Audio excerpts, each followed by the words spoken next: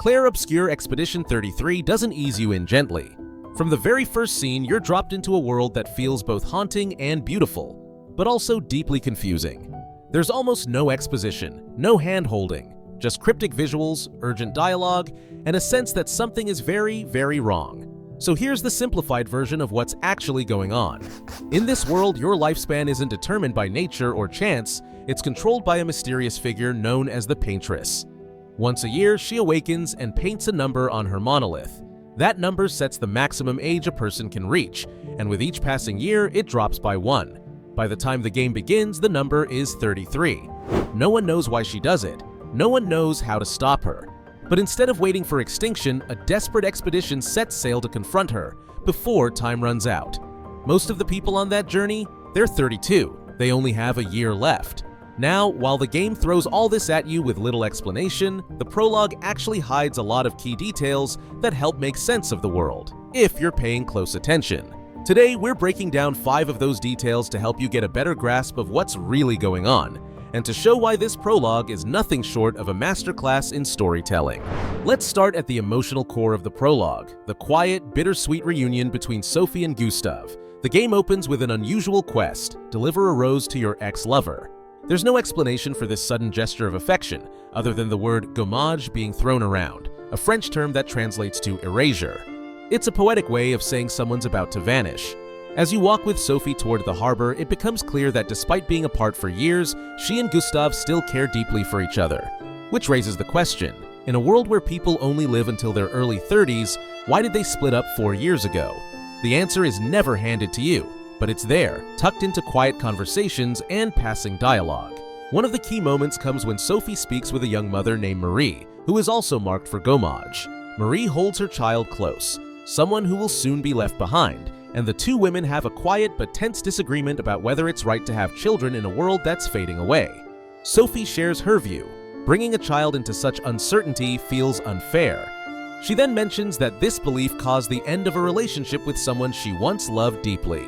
It's a subtle line, but the following dialogue makes it clear she's referring to Gustave. This moment quietly reveals something important about their past. Sophie didn't want children, but Gustave did. Later, Sophie's conversation with Maëlle gives us a clearer understanding of why she didn't want to have children. Look at these orphans. That's where we disagreed. In her own words, she couldn't bear the thought of creating a life she knew she wouldn't be around to protect.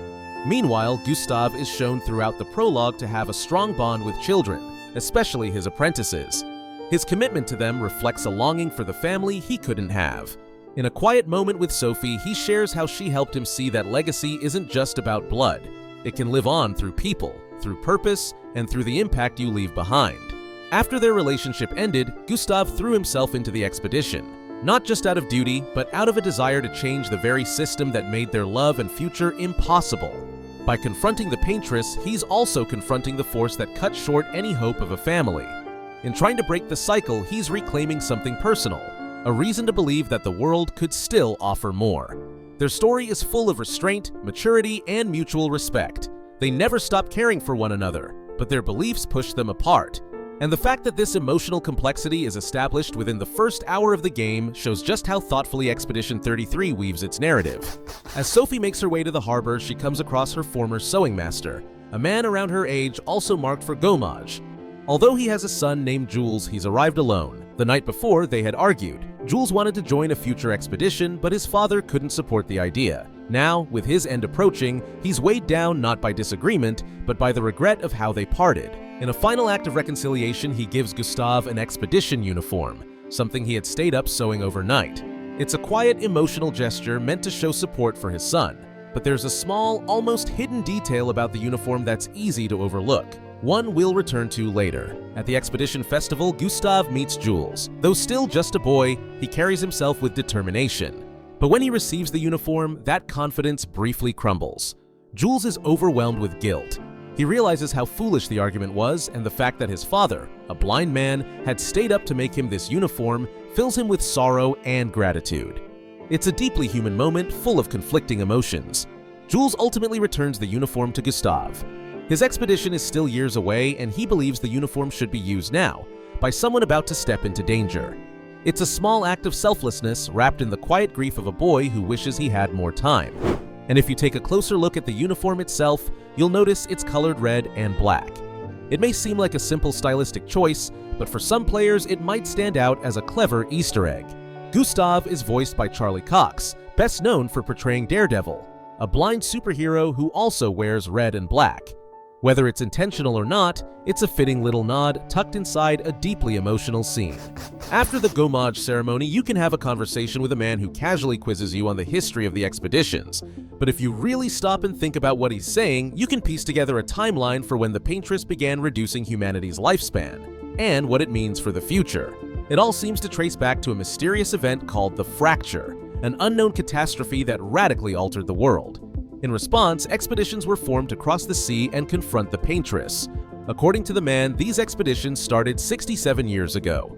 And since the current number on the monolith is 33, that means it was 100 when the first expedition launched. If you're wondering how we figured that out, the first expedition happened 67 years ago, and the number on the monolith right now is 33. Add them together and you get 100, which tells us the monolith must have started at 100, decreasing by 1 every year since. But here is where things get more confusing. That first journey wasn't called Expedition 100, it was called Expedition 0. At the time, they were counting upward, from 0 toward 100. Later, the naming convention was reversed to match the number on the monolith. So instead of Expedition 67 happening when the monolith showed 33, they called it Expedition 33.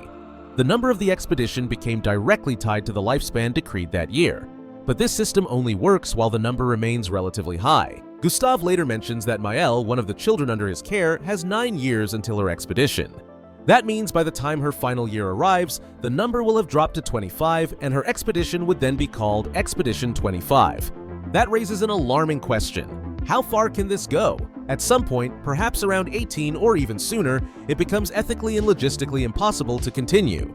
You can't send toddlers on expeditions, and you certainly can't keep reproducing if children are doomed to vanish before they even come of age.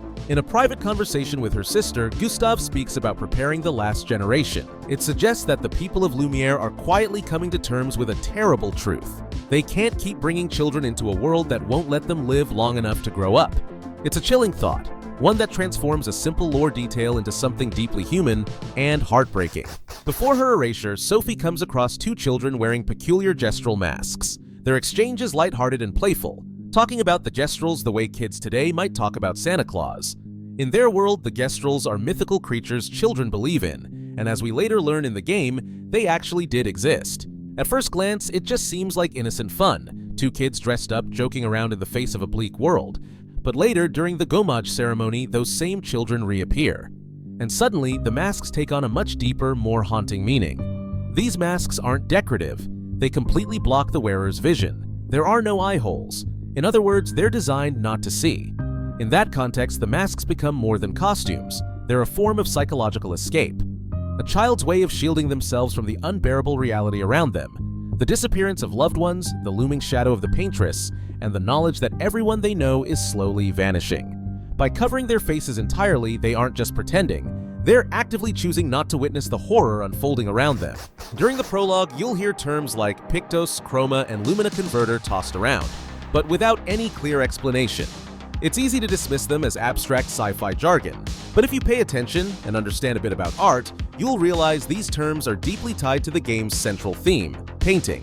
Let's start with Pictos. The word comes from picture, and in Clair Obscur, they represent artistic abilities or combat techniques that each individual can equip, like strokes on a canvas. By default, a person can hold up to 3 Pictos at a time, but this is where the Lumina converter comes in.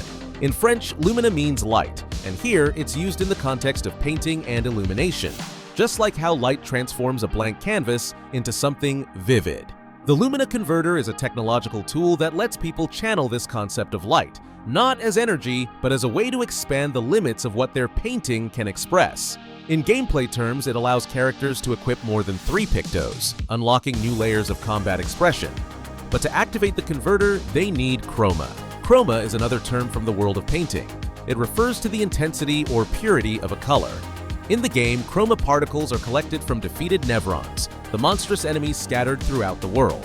These particles are refined by the Lumina converter, not as fuel, but as color and depth, enriching the user's palette, so to speak. So instead of magic or sci-fi energy, the game builds its entire combat system around the language of visual art. Fighting becomes painting, power becomes expression, and even death, through the eyes of the paintress, becomes part of a larger, tragic canvas. These were just a few of the small details that make Expedition 33's Prologue so memorable. If you spotted something I missed, drop it in the comments. Thanks for watching. Don't forget to like and subscribe for more.